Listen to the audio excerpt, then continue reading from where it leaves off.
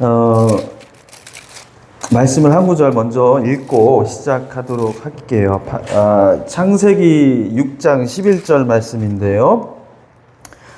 6장 11절부터 13절까지 말씀을 먼저 읽고 시작하도록 하겠습니다. 같이 읽으실 분은 같이 읽으시고 또 들으실 분들은 같이 들어주시기 바랍니다. 그때에 온 땅이 하나님 앞에 부패하여 포악함이 땅에 가득한지라. 하나님이 보신즉 땅이 부패하였으니 이는 땅에서 모든 혈육 있는 자의 행위가 부패함이었더라. 하나님이 노아에게 이르시되 모든 혈육 있는 자의 포악함이 땅에 가득함으로 그 끝날이 내 앞에 이르렀으니 내가 그들을 땅과 함께 멸하리라. 아멘. 요 말씀 하나 하고 마태복음 한번 또 찾아가 보겠습니다. 마태복음 5장 21절. 마태복음 5장 21절부터 26절까지지만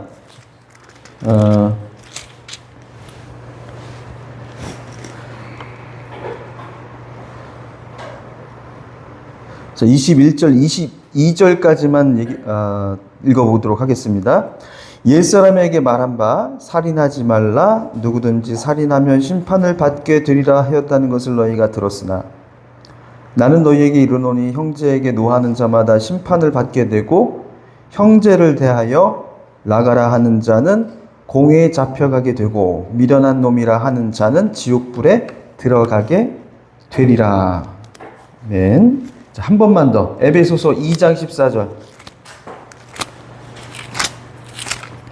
에베소서 2장 14절, 15절, 16절까지 여기까지 세 절만 읽겠습니다.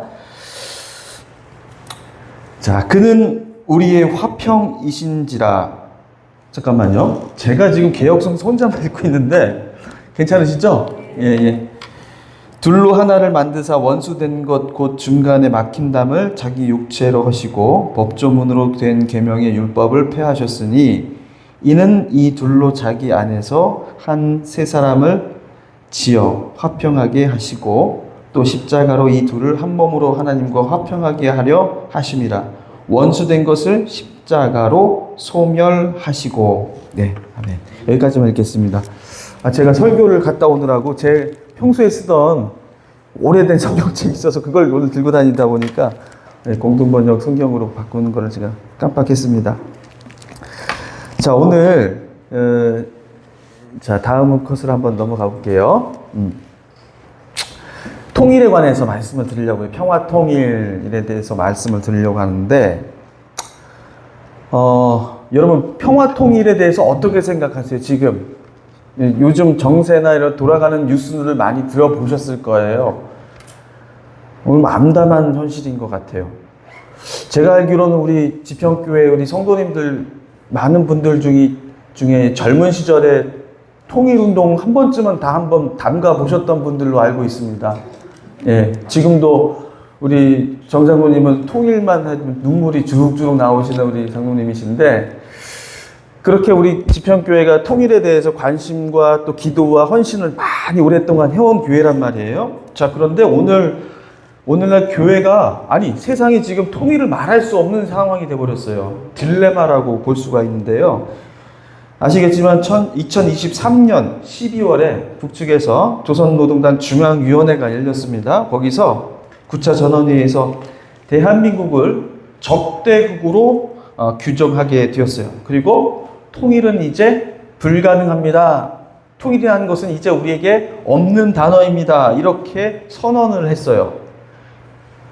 적대국이라는 것은 뭐냐면 이제는 한동포라는 이 관계를 이젠 없애버리겠다라는 그런 얘기예요. 우리나라 7.4 남북 공동성명이 발표되고 나서 7.4 남북 공동성명에서 특별하게 우리가 결정했던 게 뭐냐면 남과 북은 분단되어 있지만 통일을 지향해 나가는 특수한 관계라고 그렇게 우리는 규정을 한 바가 있습니다.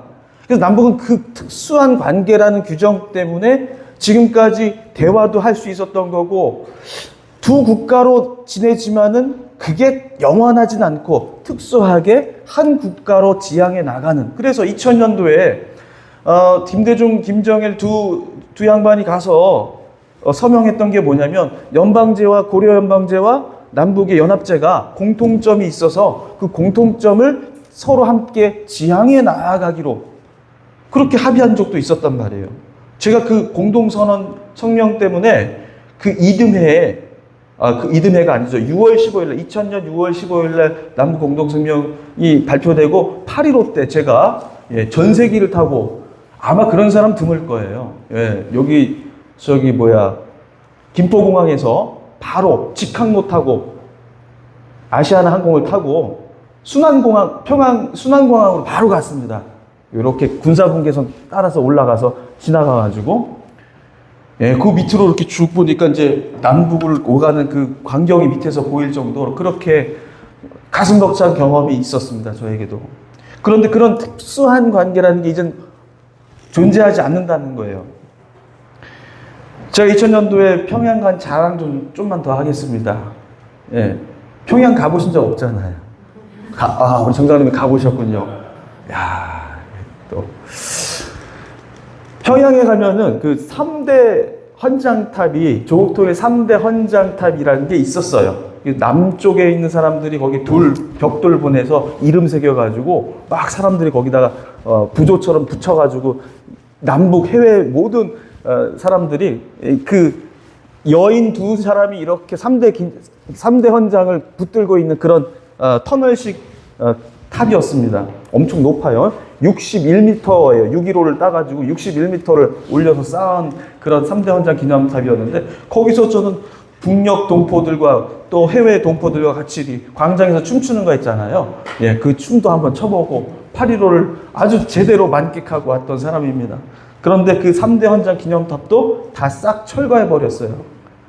그리고 3대 헌장이라고 하면 민족 대단결, 자주 평화 민족 대단결이라는 것. 그거는 우리가 정치권에서 쓰는 용어가 많이 아니라요. 우리 남북 같이 함께 그 글리온 대회에서 우리가 합의했던, 그리고 88 서울 선언에서 우리 남북 기독교가 함께 공동으로 합의했던 내용이 뭐냐면 우리는 자주적으로 평화적으로 대단결해서 통일을 이뤄 나가자, 이런 어마어마한 합의를 했단 말이에요. 같이 성찬식도 하면서 남북이 그렇게 합의했던 좋은 때도 있었어요. 근데 이제는 그 모든 단어를 싹 다 지워버렸습니다. 그리고 올해 5월이죠. 거기에 쐐기를 박았습니다. 공화국 헌법을 개정해서요. 북한 지역 영토만을 자국의 영토로 규정하는 조항을 신설하게 되었습니다. 그리고 조국 통일이라는 단어를 북한의 모든 활자에서 완전히 싹 지워버렸습니다. 심지어 삼천리라는 단어도 없어졌어요. 이제는 자기 나라는 삼천리가 아닌 거예요. 삼천리는 한반도 전체가 삼천리잖아요. 삼천리도 없어버렸습니다. 자, 이런 일련의 상황을 보니까 이제는 더 이상 통일을 할 수 없는 상태가 됐구나. 통일을 이젠 포기해야 되는 상황인가? 라는 그런 생각을 자연스럽게 할 수밖에 없는 거죠. 특별히 우리 한국 기독교 장로회는 통일을 위해서 얼마나 많이 헌신을 해왔습니까? 우리 지평교회와 같이 많은 교회들이 헌신하고 노력해왔고, 지난주에도 또 통일대회 같이 우리 목사님 가서 열심히 또 성도님들과 같이 참여하고 하지 않았습니까? 그런 상황 속에서 이 맞이하는, 이제 우리는 적대국이다라고 하는 이러한 충격적인 선언이라는 것이 우리에게는 적지 않은 충격으로 지금 다가오는 거예요. 어떤 목사님은 그렇게 얘기해요. 같이 살기 싫다는데 자꾸 살자고 합치자고 하면 그거 뭐다? 스토킹이다. 이제 그만해야 된다, 우리도. 그렇게 이제 얘기하시는 목사님도 진지하게 있습니다. 그래서 우리 기장교단에서 지금 400회 정도를, 지금 400회가 넘게 월요 기도회를 해왔단 말이에요. 월요일 평화통일 기도회를 해왔었어요. 교회마다 돌아가면서 이렇게 하는 평화통일 기도회를 400회나 해왔었는데, 여기다가 이제 우리 통일자 우리도 빼야 되는 거 아니냐, 이런 얘기가 막 나오고 있어요. 그래서 우리 교단에서 내에서도 이 문제 가지고 옥신각신하고 여러 가지 지금 논란 중에 있습니다. 통일이란 말을 우리가 해야 되나 이제? 저도 이 문제 가지고 굉장히 고민을 많이 했어요. 그리고 저도 좀 혼란스럽더라고요. 북이 하기 싫다고 했는데 우리는 이제 계속 통일 얘기를 하는 것이 맞을까 틀릴까, 저는 그런 고민이 있었고 그런 이야기들을 경청하면서 제가 내린 결론은 있어요. 그건 뭐냐면, 제가 우리 목사님하고 이 문제에 관해서 많이 이야기를 하곤 했습니다.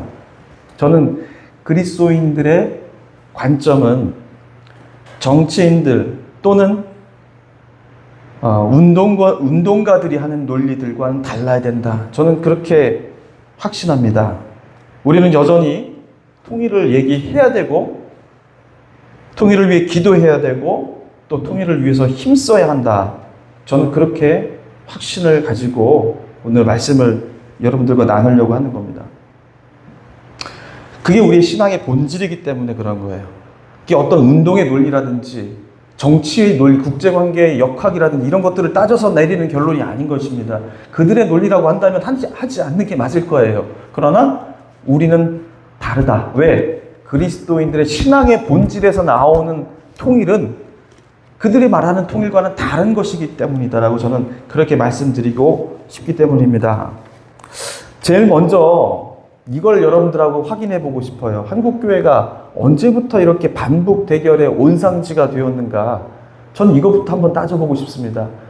한국교회가 다 우리 지평교회만 같았으면 참 좋겠는데 그렇지 않아요. 아주 소수예요. 아주 극소수고, 대부분의 교회는 반공, 반북 이런 말들이 하나의 공통어가 되었습니다.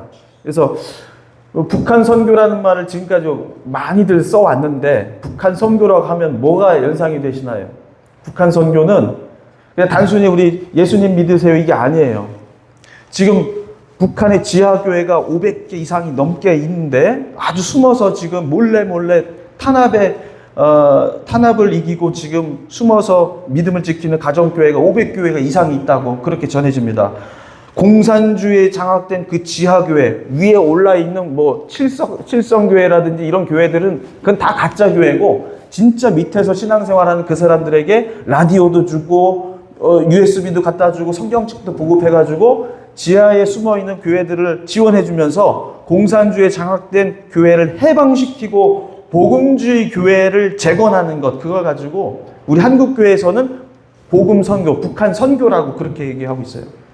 1995년도에 한기총회에서 북한 교회 재건위원회라는 것을 만들었습니다, 실제로. 그래서 그 재건위원회에서 어느 땅을 다 분배를 해요. 그리고 거기에 집중적으로 지원하는 일들을 하고 해왔어요. 그러니까 우리만 이렇게 정신 똑바로 차리고 살아왔지 대부분 교회는 다 반북 반공이에요. 그것 외에 다른 생각이 없는 겁니다. 그러니까 교회가, 극동방송 들으면 참 불편한 게 있어요. 민족 복음화를 외치는데 참 좋은 말입니다. 그러나 민족 복음화를 외치면 외칠수록 한국교회가 어떤 일이 벌어지냐면 반북 대결 심리가 조장되는 거예요. 더 확산되고 북한 정권 무너뜨리고 빨리 우리 땅 수복해서 교회를 다시 짓자. 이게 이 논리가 지금 한국교회에 팽배해져 있는 그런 논리란 얘기죠. 차라리 북한 선교 안 했으면 좋겠는데 아주 열심히들 한단 말이에요. 자, 언제부터 한국교회가 원래 그랬었던 것인가? 원래 우리가 그 모양이었는가? 저는 그런 고민들이 있었고요. 그걸 한번 추적해 들어가 봤습니다. 그러나 정반대였더라. 우리 한국교회 역사가 반공 반북이 아니었습니다. 원래부터가. 그렇게 된 역사적 굴곡이라는 게 있었던 거예요.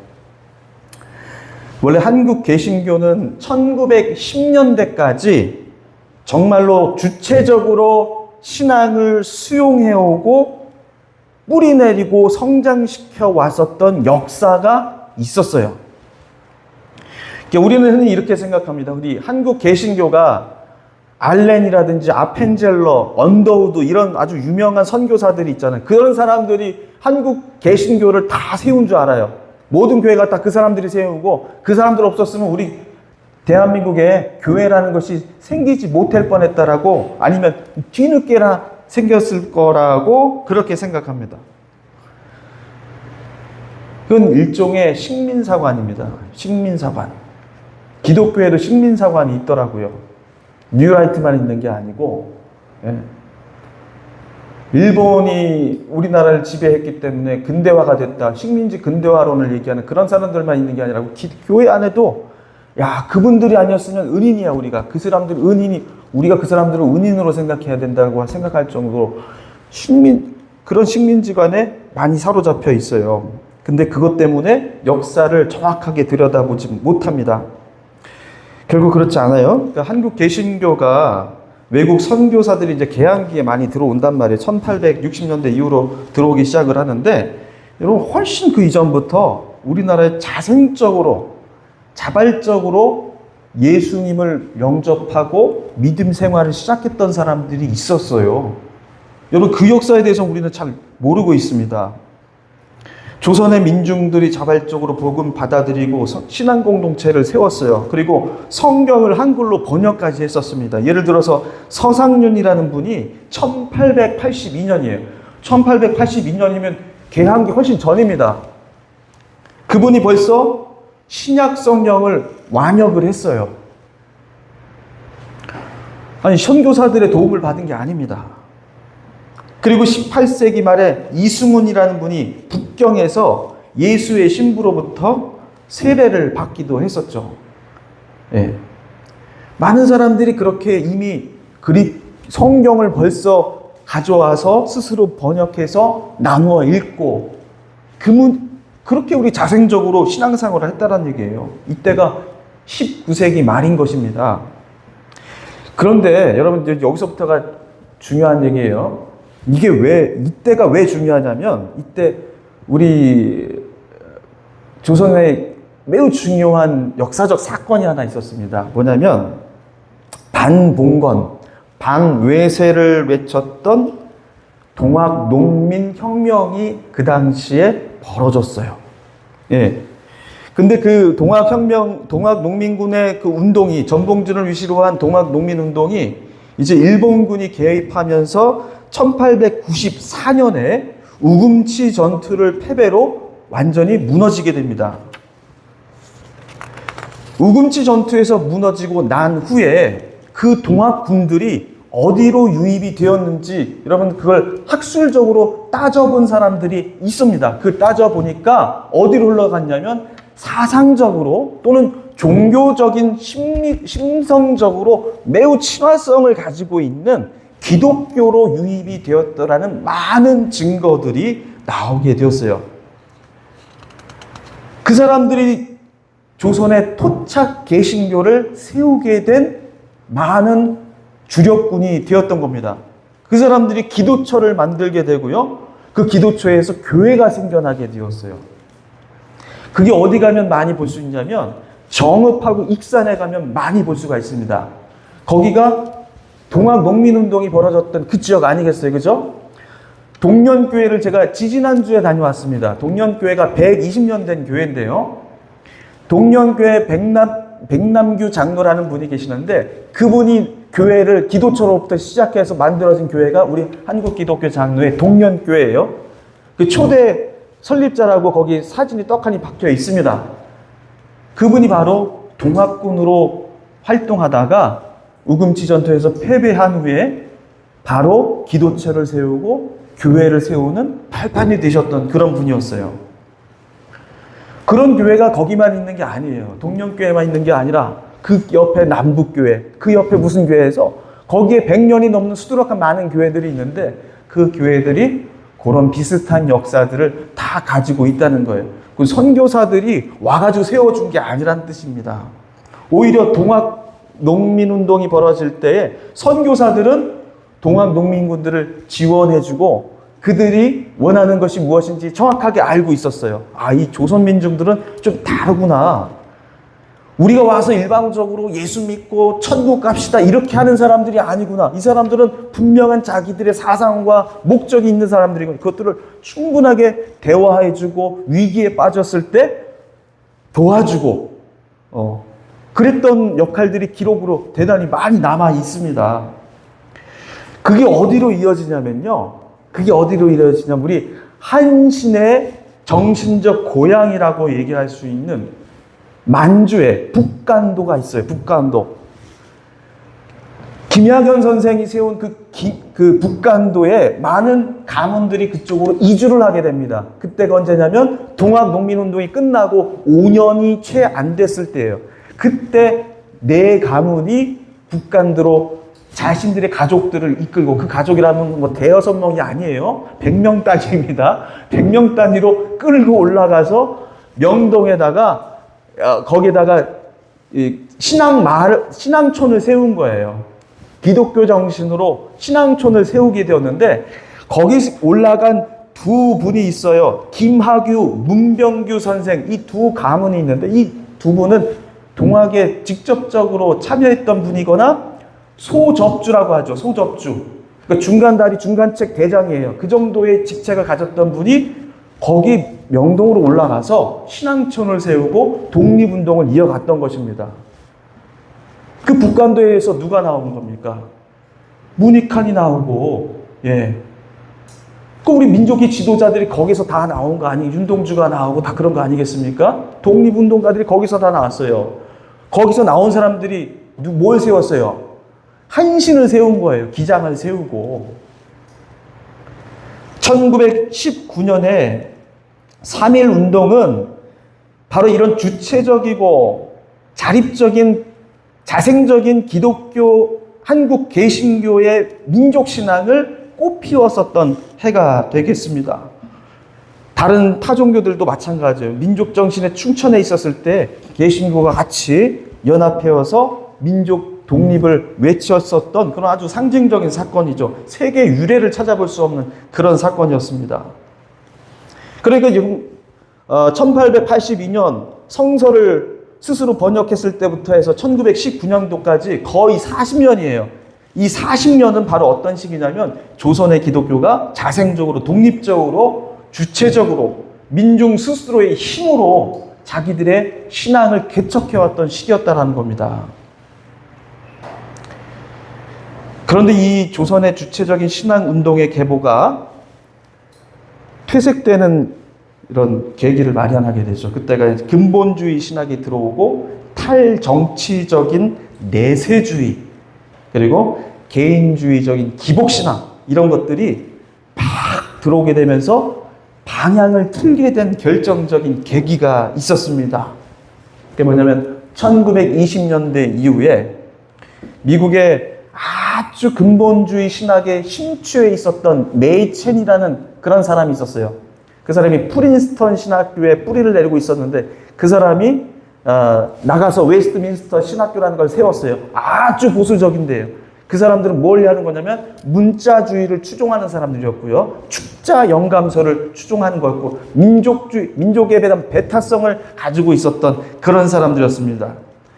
그 사람들이 신학생들을 양성하고 그 사람들을 선교사로 파송을 하게 되는데 그 사람들이 어디로 들어오면 조선으로 들어오게 돼요. 그리고 누굴 잠식하냐면 평양신학교를 장악하게 됩니다.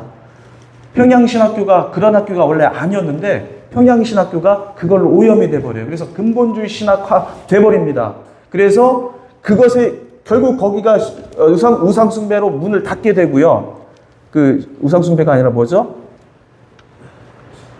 신사참배로 문을 닫게 되고 그리고 나서 다시 1940년도에 조선신학교를 김재준, 송창근을 중심으로 해서 다시금 세우게 된 겁니다. 그러니까 우리 조선신학교 1940년도에 세우고 그것이 거기서 김재준, 송창근 그 우리 기장의 뿌리라고 할 수 있는 그런 목사님들이 야 이제 우리 더 이상 이것 가지고 하면 안 된다. 우리가 왜 문자주의야? 왜 우리가 축자영감설로 해야 돼? 우리가 왜 근본주의 하면서 우리가 가지고 있었던 자생적, 주체적 이런 신앙의 뿌리를 다시 찾고 그 위에서 신앙생활을 하자라는 그 새로운 신학의 운동을 벌였던 것이 조선신학교 운동이었고요. 그 조선신학교가 뭐가 된 거예요? 우리 기장이 된 거예요. 1953년에 기장을 선포하면서 우리 기장이 탄생한 겁니다. 그러니까 우리 기장 교단이 분립으로 이루어지는 이 역사는 우리가 40년이라는 그 초창기에 한국 개신교의 잃어버린 그 역사를 되찾기 위한 정말 눈물겨운 신앙의 투쟁의 역사였다는 것을 우리가 기억을 해야 되는 거예요. 그의 반면에 이것을 정죄하고 비난했었던 다른 개신교들, 그리고 그것을 위에서 쥐락펴락하고 있었던 2세대 선교사들은 민중들의 해방운동을 하나님 세우신 종들을 멱살 잡고 흔드는 거라고 정죄하기 시작합니다. 교만이라고 그렇게 설교했어요. 그들은 교권을 완전히 자기들의 손에 쥐고 조선 사람들에게 교회를 넘겨준 적이 없습니다. 당회를 장악하고 있었죠. 교단부터 모든 직책들 다, 높은 직책들은 다 선교사들이 다 쥐고 흔들고 있었어요. 그렇게 그 역사가 굴종의 역사로 변경되게 되는 과정이 있었던 겁니다. 그러한 선교사들, 근본주의 선교사들이 주도했었던 이런 정교 분리 정책, 1907년 여러분 평양 대부흥 운동이라는 것도 뭐 어떻게 보면 또 중요한 의미가 있습니다만 청일 전쟁이 벌어지고 국권이 박탈당하는 을사조약이 체결된 지 얼마 되지 않은 그때에 여러분 내 심리에 무슨 회개가 일어나가지고 눈물 짓고 해가지고 나아간다라는 그 교회가 부흥하고 성장했다라는 그 신화가 여러분 어떤 의미를 가질지 다시 한번 생각해 볼 필요가 있어요. 그게 뭐냐면 우리 민족이 가지고 있었던 순수한 신앙의 열정들이 다른 방식으로 왜곡되었었던 그런 역사를 보여주는 하나의 징표가 된 것입니다. 근본주의 선교사들이 주도했었던 정교분리, 배타적 기독교, 교리주의, 교권주의, 여러분 이런 것들이 이제 1930년대 이후로 장악하기 시작합니다. 그게 일반화됐어요. 그때 반공주의가 붐을 이뤘고요. 그리고 한국전쟁이 끝난 이후에는 반북 대결주의가 이제는 대세를 이루게 됩니다. 한국 개신교는 거기에 편승하여서 엄청난 권력과 부를 누리게 된 것이죠.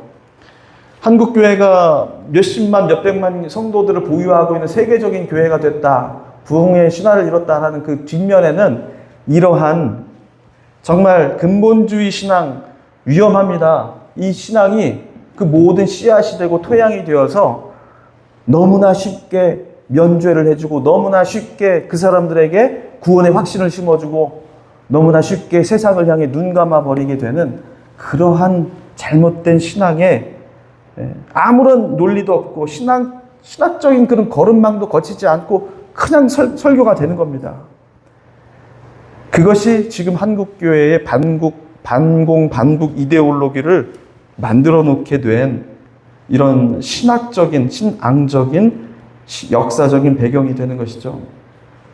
여기에 장악되어 있는 한국교회가 과연 우리에게 올바른 민족관, 올바른 통일관을 줄 수 있었을까? 그건 전 불가능했다라고 생각이 듭니다. 오늘 그래서 우리가 다뤄야 될 것은 어떤 통일이 좋은 통일인가라는 정책적인 얘기를 드리기보다는요, 우리는 왜 통일을 말아야 되는가에 대한 그 당위성을 신앙으로부터 찾아야 된다라고 저는 말씀드리고 싶은 거예요. 이런 근본주의 신학이 우리에게 남겨진 해악과 폐단이 있습니다. 그걸 정확하게 인식을 해야만 여러분 우리가 지치지 않고 어떤 상황 속에서도 통일을 말할 수 있는 힘을 가질 수 있다라고 생각하고 있습니다. 저는 그 근본주의의 핵심에 폐단의 중요한 문제, 결정적인 오류가 어디에 담겨져 있냐면 죄에 대한 이론에 죄에 대한 교리에 담겨져 있다고 생각해요. 교회에서 죄를 뭐라고 가르치느냐, 그에 따라서 죄로부터 구원을 받는 것이 해방되는 것이 구원이잖아요. 그러면 죄와 구원이라는 이 교리에 근본주의가 어마어마한 해악을 끼쳤어요. 제가 그거 세 가지만 지적하고 왜 우리가 통일을 얘기해야 되는지에 대해서 말씀드리려고 합니다. 여러분, 우리가 고백하는 죄를 도대체 이제 뭐라고 얘기를 하는지 여러분 한번 생각을 해봤으면 좋겠어요. 3번으로 넘어왔죠? 네. 우리 일반적으로 죄를 뭐라고 얘기를 합니까? 혼자 떠드니까 조금씩 졸리기 시작하시죠. 죄가 뭐예요?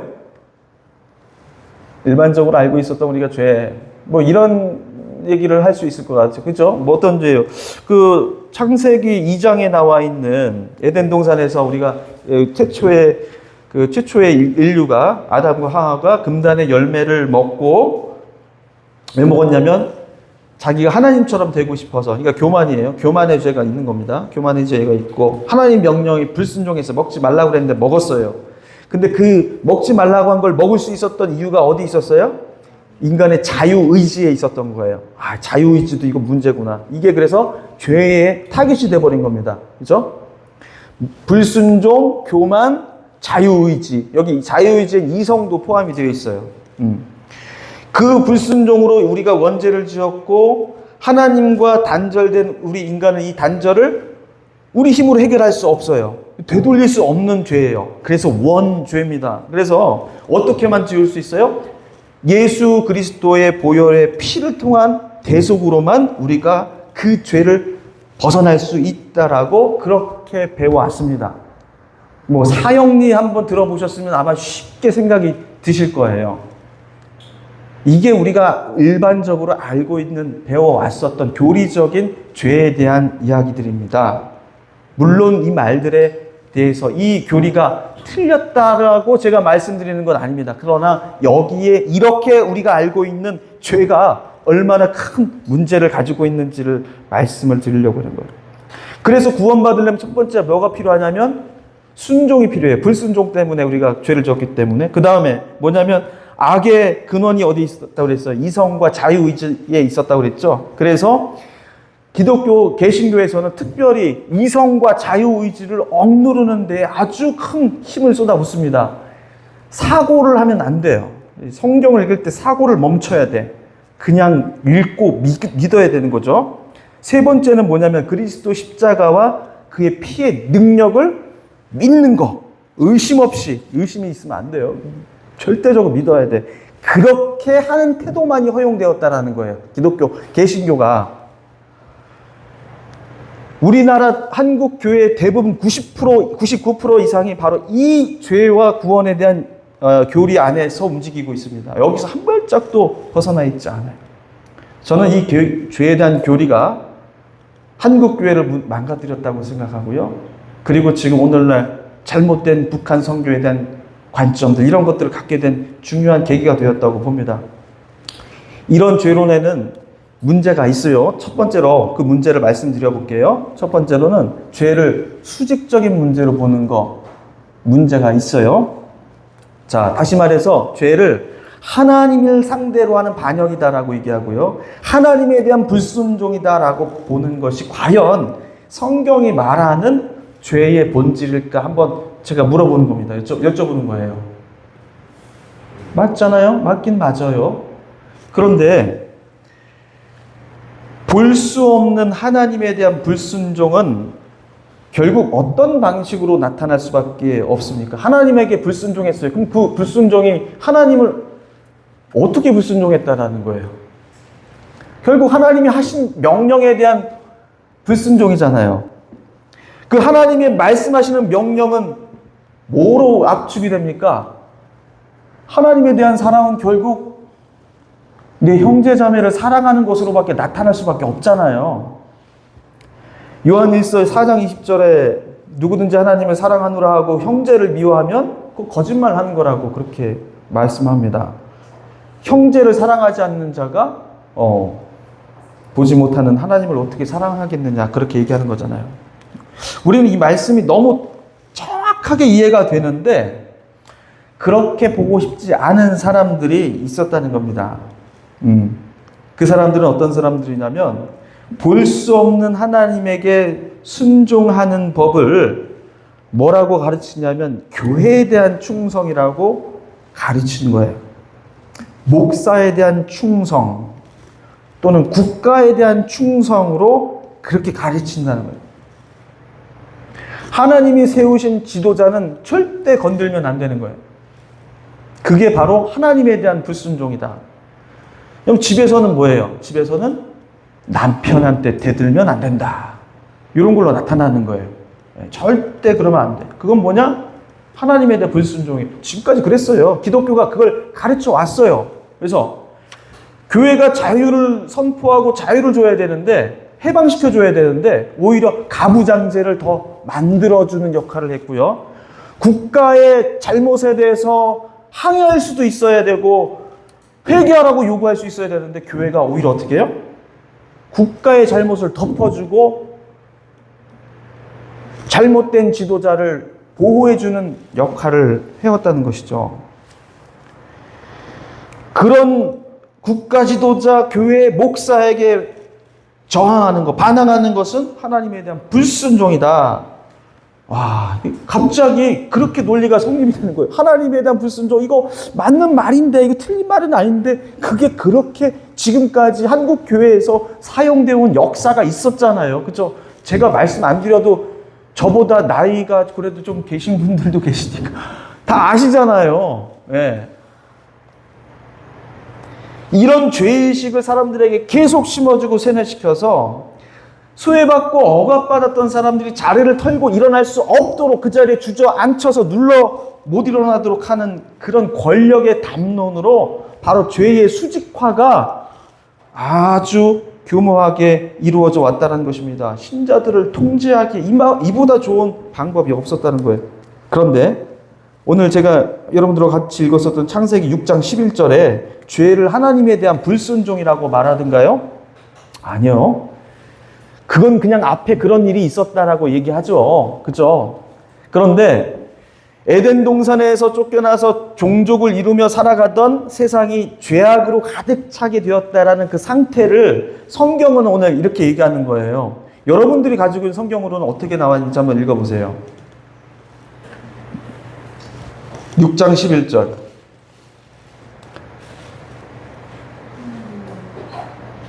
하나님이 보시니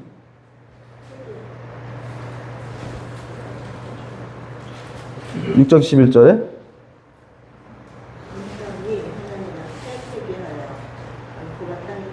네, 그러니까 뭐라고 했냐면 강포라고 그렇게 번역을 했단 말이에요. 강포. 네.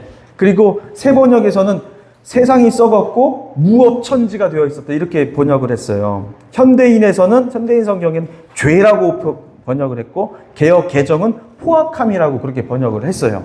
그러니까 죄악으로 가득 차 있는 뭐 그런 상황을 표현한 그런 단어이긴 한데요. 이게 지금 다 제각각으로 일치하지 않아요. 근데 히브리어 원문을 보면요 정확하게 나옵니다. 그냥 폭력이에요. 바이올런스예요. 그걸 영어 성경은 똑같이 일관되게 바이올런스라고 번역을 했는데 우리나라 성경은 성경마다 다 제마다 의역을 열심히 했어요. 그러나 뭐다? 폭력이라는 거예요. 폭력. 예. 하나님이 생명으로 충만하도록 창조하셨던 이 세상이 죄로 물든 그 상태를 하나님을 거역하는 그리고 하나님에게 정말 잘못했던 그 모든 상황의 상태를 성경은 뭐라고 표현하면 폭력으로 가득 찬 세상이라고 그렇게 표현을 한 거예요. 폭력이에요, 폭력. 그러니까 죄라는 것은요, 내 심리적인 그런 교만도 아니고 내가 자유를 가지고 있는 부도덕한 인간의 본성이라고 말하는 것이 아니라 사람이 사람을 힘으로 누르고 폭력으로 가득 찬 세상을 만든 그 상태를 죄로 가득 찬 세상이라고 성경 표현하고 있는 겁니다. 죄로 가득 찬 세상을 이렇게 표현하고 있는 거예요. 성경은 처음으로. 성경은 이렇게 명백히 하나님 보시기에 죄악으로 가득한 세상은 폭력으로 나타난다. 폭력이 문제다라고 지적하고 있는 겁니다. 살아있는 생명에 대한 폭력은 곧 하나님에 대한 폭력이라고 성경은 말씀하고 있어요. 여기서부터 이제 수직적인 것과 연결되는 겁니다. 하나님은 세상 홀로 밖에 계시는 것이 아니라 하나님 숨결로 세상을 만드셨기 때문이죠. 그래서 하나님도 세상의 고통 앞에 같이 고통을 느낀다. 이건 여러분 요즘 최근 들어서 소위 말해서 포스트 모더니즘이라는 것이 만들어지고 나서 이후부터 하나님에 대해서 새롭게 성찰하게 된 신앙의 고백이에요. 이전까지는 하나님은 고통받으실 수 없는 분처럼 느꼈어요.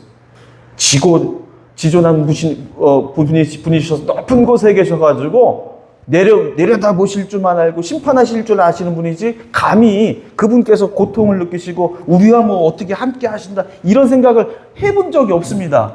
성경이 분명히 얘기하고 있음에도 불구하고. 왜? 옛날 사람들은 다 그리스 철학에 물들어 있는 사람들이라서 그런 상상을 할 수가 없었어요. 그리스 철학이 그렇게 나쁜 겁니다. 여러분들, 우리는 다 그리스 철학에 아주 물들어 있는 사람들이에요. 철학이 그렇게 사람을 그렇게 만들어 버렸어요. 그런데 성경을 자세히 보니까 성육신하는 하나님의 더욱 초점을 맞춰 보니까 하나님도 고통받으시고 하나님도 우리와 함께 그 고통을 짊어지시는 분이시구나. 그러니까 세상에서 일어나는 폭력은 사람에 대한 폭력이자 곧 누구에 대한 폭력이다. 하나님에 대한 폭력이다라는 것이 우리가 고백하는 새로운 하나님에 대한 믿음이 되는 것입니다. 두 번째로 개인의 죄를 내면화하는 문제가 있어요. 개인의 죄를 내면화. 그건 뭐냐면 죄를 뭐라고 얘기하냐면 사람의 욕망으로 보는 문제가 있어요. 욕망. 여러분 다 욕망이 있으시죠? 예, 욕망이 있어요. 자, 그래서 죄를 심리적인 문제로 다루는 그런 경향이 있어요. 심리적으로. 동의하실지 모르겠습니다. 마태복음 오늘 5장 말씀이 읽었던 것이 21절에 살인하지 말라는 계명이 있잖아요. 그 살인하지 말라라는 것이 뭐랑 똑같다고 하는 거예요? 내 형제에게 멍청이 바보라고 말하는 그 욕하고 똑같다라는 거예요. 형제에게 분노를 표출하거나 성내는 것도 뭐랑 똑같다. 지옥에 떨어질 만한 중대 범죄다. 그러니까 살인하고 형제자매에게 성내는 것은 똑같은 것이다. 분노는 똑같은 것이다. 라고 그렇게 동일시하는 겁니다. 27절 거기에도 이런 말씀이 나와요. 간음도 마찬가지예요. 간음은 뭐가 간음이에요? 음욕을 품는 것도 간음이라고 하시는 거예요. 자, 그러면 이게 뭐냐면 내면의 심리적인 상태하고 내가 직접적으로 행위하는 거하고 아무런 차별이 없다라고 말하는 것이죠. 그러니까 죄를 뭐로 보는 거냐면 개인의 내면의 상태의 문제로 소급해 들어가는 겁니다. 이게 결국 뭐 나쁘다고 볼 수는 없어요. 아, 세상의 불이라는 것이 어디서 시작되는가? 결국 사람의 정욕과 욕망에서 나오는 것이기 때문에 그 성찰해 보는 거 나쁘지 않습니다. 그러나 죄를 내면의 문제로 자꾸 들여다보자고 하는 말에는 거기에 어떠한 다른 의도가 숨어져 있었다는 거예요. 역사가 그걸 보여주는 거예요. 폭력이 발생하는 그 현실에 대한 도덕적인 윤리적인 책임을 등한시하게 되게 만들고요. 결국엔 뭘 자꾸 들여다보게 해요? 행동해야 되잖아요. 내가 폭력을 저질렀으면 가서 원수와 용서하고 화해하고 제단에 재물을 바치다가 뭔가 정말 다툰 일이 있으면 화해하고 와서 재물을 바치라고 하실 정도로 행동을 하도록 요구하시는 그런 책임이 우리에게 있는데 자꾸 내면화하다 보니까 뭐냐면 내 심리적인 만족으로서 위안으로서 끝나는 경우가 많다는 겁니다. 내 내면의 상태가 어떤지를 자꾸 몰두해가고 자기 도취적으로 그 자기 도취적인 신앙으로 자꾸 변질되어 가는 거예요. 이런 신앙의 죄를 내면화시키는 그러한 방식이 얼마나 우리 역사 안에서 신앙 안에서 잘못 사용되냐면 피해를 당한 사람, 폭력에 의해서 피해를 당한 사람의 분노가 있잖아요. 그거를 부당한 것으로 만들어요. 우리가 겉으로 표현을 못해서 그렇지 겉으로 죄를 안 지었을 뿐이지 우리 다 죄 짓고 있잖아. 다 죄인이잖아. 근데 어쩌지 저 사람이 죄인이라고 저 사람이 좀 실수를 했거니 그걸 가지고 폭력이라고 얘기하고 죄를 지었다고 말할 수 있겠는가? 가해자라고 우리가 비난할 수 있겠는가? 그 사람을 용서해 주자라고 그렇게 두둔하는 겁니다. 살인한 사람이나 분노한 사람이 똑같으니까 비난할 수 없다는 그 궤변이 정당성을 얻게 되는 그런 일들이 벌어지게 되는 것이죠. 근데 성경은 그렇게 말하지 않는 겁니다. 21절에 살인을 분노와 연결하시고 또 간음을 정욕, 음욕과 동일하다고 하실 때 여러분 그건 내면의 죄를 예수님이 말씀하려고 하신 것이 아니에요. 뭐냐면 정반대로 말씀을 하고 있습니다. 살인을 분노와 동일하다고 하신 거는요. 숨겨진 마음의 그 악함을 솔직히 드러내라고 하시는 말씀이 아니라 말의 폭력이 아무리 사소할지라도 형제 자매에 대한 분노의 언어와 그러한 작은 폭력적 행동이라도 결코 하나님의 자녀들 안에서는 용납되어서는 안 된다는 것에 초점이 있는 거예요. 간음에 대한 말씀도 마찬가지입니다. 음욕이라는 내면적 상태를 문제 삼으시는 것이 아니라 타자를 성적 소유의 대상으로 격화시키는 그런 작은 폭력적 태도조차 허용되어서는 안 된다는 그런 단호한 말씀이 바로 이 말씀이었던 거예요. 일상에서는 사소하게 일어나는 폭력은 다 눈 감아주고 크게 보이는 거 원죄 뭐 이런 것들만 다루고 그걸 원죄를 또 심리화 내면화시키고 그렇게 죄를 문제 삼는 것, 그것은 가지는 사람들, 권력자들을 자꾸 보호해주고 그 사람들의 고난을 키워주는 그런 범죄라고 얘기를 하시는 겁니다. 세 번째예요. 마지막입니다. 죄를 보편성으로 다루는 거예요. 죄의 보편성. 인간은 누구나 다 죄가 있어요. 그걸 원죄라고 얘기하잖아요. 그 원죄라는 것이 우리가 가지고 있는 교회의 가장 중요한 교리 중으로 사용되어 왔는데, 이게 원죄가 사실은 두 가지 측면이 다 있어요. 그게 해방적인 측면도 있고 파괴적인 측면도 있습니다. 해방의 측면으로 사용된다는 거 이런 거죠. 예수님께서도 가늠한 여인에게 죄 없는 사람이 먼저 가서 돌로 쳐, 그렇게 얘기를 하시잖아요. 다 죄가 있으니까 그 사람에 대해서 소외돼, 그 사람이 비록 율법을 어길지라도 가장자리에 있는 질서, 나라가 세워놓은, 우리가 사회가 만들어놓은 그 질서 바깥에 소외되어 있는 사람들을 낙인하지 말고 정죄하지 말고 그들을 품어 안아야 된다라는 그런 해방적인 측면이 있어요. 그러나 파괴적인 측면으로 교회는 더 많이 사용해 왔습니다. 죄의 보편성은 근본적인 사회의 변화를 이루지 못하도록 합리화시키는 논리로 사용되어 왔다는 거예요. 죄는 씻을 수 없어요. 바뀌어질 수가 없습니다. 그렇기 때문에 정의를 향한 열망과 그 노력들은 다 헛된 것이고 불경스러운 것으로 매도하는 것이 바로 이 원죄론이 가지고 있는 파괴적인 측면입니다. 그거의 단적인 예가 뭐가 있습니까? 교회가 수백 년간 신부의 고해 성사를 통해서 신자를 사제에게 영구적으로 의존하게 만들어 왔던 그런 역사가 하나의 예가 될 수 있습니다. 이 원죄 때문에 더 이상 우리가 할 수 있는 일은 아무것도 없다라는 것을 결정내 버린 거예요. 그래서 인간은 무기력하고 아무것도 할 수 없어. 그러니까 교회 오면 맨날 죄인이고 맨날 나는 아무 힘도 없어요. 하나님 다 해주세요라는 그 기도밖에 할 수밖에 없는 거예요. 예. 하나님 무기력합니다. 저는 할 수 있는 게 없습니다. 나에 대한 모든 책임을 회피하는 수단으로도 사용되죠. 그래서 구원의 역사에 능동적으로 참여하려는 그 어떤 시도도 교만한 것으로 만들어버리는 힘이 있는 거예요. 그러니까 이제 죄가 그렇게 규정됐죠. 수직적인 거, 심리적, 내면적인 거, 그리고 보편적인 거, 이렇게 규정되다 보니까 결국은 남은 구원의 방법은 뭐밖에 없다. 예수의 피밖에 없다로 결론이 나는 겁니다. 무기력한 인간이 기댈 수 있는 구원의 길은 오직 예수의 피밖에 없는 거예요. 예수의 십자가의 피에 죄를 씻는 능력이 있다라는 그 믿음이 너무 여기는 상징적이고 함축적인 의미가 깊이 담겨져 있는데 이걸 문자적으로 탁 받으니까 이게 뭐가 되냐면 하나의 주술이 돼버려요. 주술. 그래서 그 십자가의 피를 믿으면 구원을 받는다는 게 도대체 나는 무슨 뜻인지 몰라서 저는 신학을 하게 된 거예요. 솔직히 말해서 제가 목사 집에서 태어났지만 크면서 그 말을 못 받아들이겠더라고요. 뭔 뜻인지 도대체 뭘 어떻게 믿으라는 거예요. 그 피를 내가 본 적도 없는데.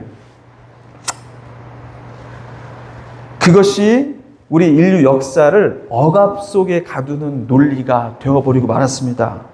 예수가 십자가에서 저항하지 않고 순순히 매달려서 피 흘리신 그 순종과 희생의 길을 우리 상당히 그걸 미화시켜요. 그래서 우리도 폭력이 아무리 거세고 우리를 괴롭힐지라도 우리도 저항하지 말고 희생양에 흘리신 그 피를 믿고 예수님처럼 우리도 순교의 길을, 희생의 길을 가는 것이 거기에 무슨 신비한 구원의 힘이 있는 것처럼 그렇게 우리를 길들여 왔다라는 겁니다. 여러분, 이게 순교자 전통이라는 게 그런 거예요. 순교자 전통 꼭 이렇게 나쁘게 볼 이유는 없습니다. 제가 좀 보는 눈이 삐딱해서 그런 건 아니에요. 순교자의 신앙이라는 것이 교회에서, 기독교 역사에서 그렇게 의도적으로 왜곡되어서 사용되어져 왔다라는 연구가 많아요. 교회 전통에서 순교자의 죽음을 진정한 신앙인이 보일 수 있는 최상의 미덕이라고 그렇게 가르치는 겁니다. 네, 우리도 예수님이 최고의 순교자이시고요. 그 밑에 수많은 초대교회 순교자들처럼, 그리고 또 우리나라의 또 순교자들처럼, 저항한 사람은 교만한 사람이에요. 순교자가 참신앙인이에요. 맞잖아요. 우리나라에서도 순교하신 목사님들이 많이 있는데 그분들은 설교회에서 막 합니다. 그런데 우리 주체적인 신앙을 가지고 했었던, 이 교회를 세우려고 했었던 북한도의 그 많은 선각자들에 대해서 들어본 일이 있습니까? 없어요. 우리는 그 사람들을 추앙하지 않아요. 교만한 사람들이니까. 순교해야 된다. 식민지 제국주의 폭력에 의해서 노예들이 무고한 죽임을 당할 때 그들은 왜라는 물음을 가질 수가 없었습니다. 대신에 교회는 희생과 고통을 아주 신성화했어요. 그리고 그들을 우주적 드라마의 승리자로 추앙해 왔습니다. 너희들 그렇게 순교해서 죽었잖아? 예수 그리스도가 부활하신 그 승리자의 모습처럼 당신들도 그렇게 부활하는 거야 라고 그 희생을 숭고한 것으로 미화시켰습니다. 죄를 내면화하고 이 고통의 신앙을, 고통을 희생양의 신앙으로 스스로 만들어서 받아들일 수 있도록 그렇게 주입을 한 거예요. 그래서 예수 십자가의 피를 신성시함으로써 얻어진 결과는 정작 죄값을 치르고 회개하고 벌을 받아야 할 제국주의자, 식민 통치주의자, 이러한 자들이 양심의 가책 없이 공짜로 풍족한 자본과 노동력을 탈취할 수 있었던 거예요. 그래서 지금 다 강대국 됐잖아요. 강대국 된 나라들 다 크리스찬 국가들 아닙니까? 그들이 가지고 있는 식민지의 논리들이 그렇게 사용되어 왔던 겁니다. 오늘 읽은 말씀 중에 에베소서 2장 14절에서 16절을 그렇게 말씀해요. 그리스도는 우리의 평화이십니다. 그분은 사람 사이를 가르는 담을 자기 몸으로 몸소 허무셨어요. 원수된 것을 없애셨고요. 원수된 것을 십자가로 소멸하셨어요. 이 둘을 한 몸으로 만드셨다고 그렇게 기록합니다. 그래서 여러분, 예수 그리스도의 십자가가 능력이 있는 건 뭐냐면 그분의 피가 우리보다 훨씬 더 깨끗하고 고품질이라서 그런 게 아니잖아요.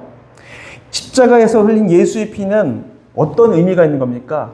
인류라는 종족이 탄생하면서부터 계속 쌓아왔었던, 아까 말했던 창세기 6장 11절에 나와 있는 것처럼 하나님 보시기에 이 세상이 무법천지가 되었다, 폭력으로 가득 찬 세상이 되었다라고 그렇게 보셨던 것처럼 죽음의 문명이 된 거예요. 이젠 죽음이라는 게 너무나도 일상 속에 깊이 들어와 있습니다. 돌이킬 수 없는 죄예요. 그게 원죄잖아요. 그 원죄로 되어 있는 그 죄의 구조 속에서 벌어진 죽음의 사건이 예수의 십자가 사건이었던 거예요. 우리는 그래도 예수님이 제발로 내가 죽으러 갑니다 하면서 십자가에 스스로 못 박혔다고 그렇게 아니요. 예수님은 죽임 당한 거예요. 살해당하신 거예요. 특별히 여호와의 이름으로 신성시해왔던 시오니즘, 지금 뭐 난리잖아요. 이스라엘이 오만해졌어요, 아직도. 그 유대주의, 로마 제국주의가 서로 결탁해서 폭력이 가득 찬 이스라엘 땅을 만든 겁니다. 거기에서 누구나 죽어나가는 것이 하나도 이상하지 않은 죽음의 문명이라는 게 그 안에 이미 원죄처럼 딱 정착되어 있습니다. 그때 예수라는 한 분이 나타나서 죄는 거짓말하지 마. 사람에 대한 거야. 하나님에 대한 것이 아니라 속이지 말고 사람에 대한 폭력, 너네들 그걸 은폐하려고 하지 마. 내 형제 자매를 향한 그 폭력이 하나님에 대한 폭력이야. 사람을 원수지게 하고 담을 쌓게 하는 이 폭력의 구조를 바꾸지 않는 한 누구도 폭력의 편에 서게 되거나 아니면 폭력에 의해서 죽임을 당할 수밖에 없는 이 현실에 대해서 예수님은 직설적으로 선언하신 거예요. 그 폭력의 질서를 내가 무너뜨리겠다. 어떻게 하셨습니까? 내가 저 예루살렘 성전을 무너뜨리고 3일 만에 다시 짓겠다고 하셨잖아요. 그렇죠? 실제로 예루살렘 성전 들어가셔가지고 잡상인들 다 쫓아내고 의자를 들러 엎으셨잖아요. 그게 뭐냐면 그 폭력의 질서를 두둔하고 고착화시키는 그 구조를 예수님은 정면으로 들이받으신 겁니다. 그 폭력의 질서를 무너뜨리는 일에 내 생명을 다 걸겠다고 선언하셨을 때에 제국주의자들은 또는 시오니스트들은 거기에 두려움을 느꼈어요. 그래서 결국은 예수를 살해할 수밖에 없었습니다. 십자가 처형의 그 비극 사건은 그 죽임 속에, 그 죽음이라는 그 처참한 비극 속에 하나님도 거기에 함께 달려 돌아가셨다라는, 그 고통에 함께 하셨다라는, 세상의 고통을 하나님 당신도 스스로 느끼셨다라는 처절한 신앙의 고백의 사건으로 우리는 다시금 봐야 한다는 것입니다. 그래서 예수 십자가가 드러내는 그 무서운 진실이 있어요. 그건 뭐냐면 폭력으로 가득 찬 세상이 결국 하나님을 십자가에 못 박았다는 사실, 그리고 우리가 십자가를 바라보는 이유도 여기 있어야 합니다. 십자가는 인간의 잔혹함이 그리고 폭력이 극에 달한 이 세상에서, 그것이 빚어낸 이 세상에서 하나님마저 십자가에 달려 죽으셔야 했다라는 그 비극성을 전달하는 그런 사건인 거예요. 그러나 이 죽음이 끝이 아니라는 것입니다. 예수님도 피 흘리시고 그곳에서 하나님도 함께 고통당하신 그 자리에서 하나님은 예수님을 부활케 하셨다. 여러분, 그 부활에 대해서 어떻게 우리는 고백해야 하겠습니까? 십자가가 인간이 보여줄 수 있는 극단의 폭력의 상태라고 한다면 부활은 바로 그 폭력에 대한 하나님의 적극적인 응답이에요.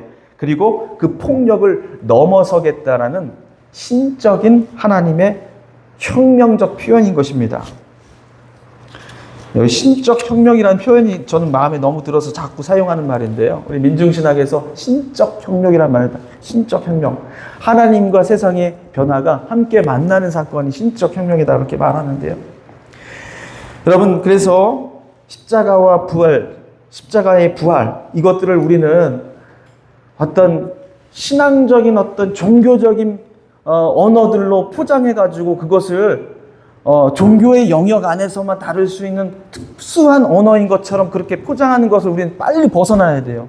그건 누구를 위한 거냐면 지금까지 복음을 자기들의 소유물인 것처럼 전유하면서 온갖 이익을 누렸던 자들이 하는 일들입니다. 그러니까 여러분, 이 죄라는 것을 우리가 올바로 인식한다면 그 죄는 뭐다? 하나님에 대한 폭력이다. 세상에 대한 폭력이다. 이 폭력의 구조를 바꾸기 위해서 예수님이 죽으셨고 그리고 예수님이 부활하신 거다라는 사실을 우리가 정확하게 이해를 하게 된다면요, 여러분, 이제 우리 현실이 다르게 느껴져야 할 것입니다. 그건 뭐냐면 우리는 이 문제를, 이 폭력의 현실 구조를 우리 신앙의 가장 제1차적인 신앙의 화두로 삼지 않으면 안 된다는 사실이에요. 왜? 예수님이 그것 때문에 돌아가셨어요. 그리고 그것을 이기기 위해서 부활하셨어요. 우리 신앙이 거기에 있는 거예요. 그러면 우리에게 주어진 것도 바로 그게 우리의 사명이 되어야 하지 않겠습니까? 이걸 외면하고 다른 무엇을 외치겠다라는 거예요. 우리 신앙 안에서. 이 현실, 이 폭력이 난무하는 이 현실을 내가 고통스럽게 받아들일 수 없는 현실로 내가 인식하고 거기에 저항해야 되는 거예요. 몸부림쳐야 됩니다. 예. 이게 당연한 현실이라고 받아들이는 순간 우리는 예수 그리스도와 아무런 인연이 없는 사람들인 겁니다. 통일 마찬가지예요. 말하기 어렵죠. 스토킹이라 하잖아요. 말하기 힘들어요. 그런데 정치 논리로 말하면 말할 수 없고 무슨 논리로 하면 다 말하기 껄끄러운 건 사실이지만 우리는 정치인도 아니고 운동권도 아니지 않습니까? 우리는 뭐 하는 사람이에요? 예수 믿는 자예요. 예수 믿는 사람. 예수 믿는 사람은 폭력을 온몸으로 이기신 그리스도, 평화를 우리에게 알려주신 그 그리스도, 평화 그 자체이신 그리스도를 믿는 자들이기 때문에 우리는 이 폭력을 그냥 둘 수가 없는 거예요. 북쪽이 아무리 이젠 없어, 못해, 영구분단이야, 이젠 남이야 라고 아무리 얘기해도 우리는 할 수 있어야 된다는 거예요. 우리는 해야 된다는 거예요. 폭력으로 다 쌓은 담을 예수님이 다 허무셨잖아요. 그 구조를 허무셨잖아요. 성경이 그렇게 고백하지 않습니까? 교회는 정세 판단하고 정치를 읽어내는 능력 가지고 살아가는 공동체가 아닙니다. 우리의 신앙은 죄의 담장 허물고 원수를 만드는 그 죄의 질서를, 폭력의 질서를 없애신 그리스도, 그분을 믿고 따르는 자들이기 때문입니다. 서두에서 우리가 평화 통일 말하기 어려운 시대라고 말씀드렸습니다만 이럴 때일수록 우리가 더 열심히 통일을 부르짖고 기도하고 외치는 그런 성도가 되어야 된다고 저는 강력하게 주장하는 바입니다.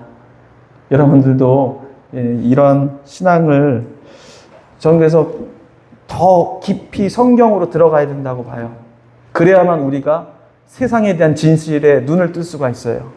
자꾸 세상 논리로, 세상 이치로 설명하려고 할 때 그리스도의 복음이 설 자리가 점점 줄어드는 것입니다. 그래서 오늘 저의 말씀이, 저를 함께 나눈 말씀이 우리 지평교회 신앙의 어떤 폭을 더 넓혀내게 되는 그런 계기가 되었으면 좋겠고, 또 통일운동에 대한 주저함 없이 그리스도의 말씀에 의지해서 우리가 더 열심히 평화를 위해, 통일을 위해 일하는 그런 제자들이 되기를 소망합니다. 감사합니다.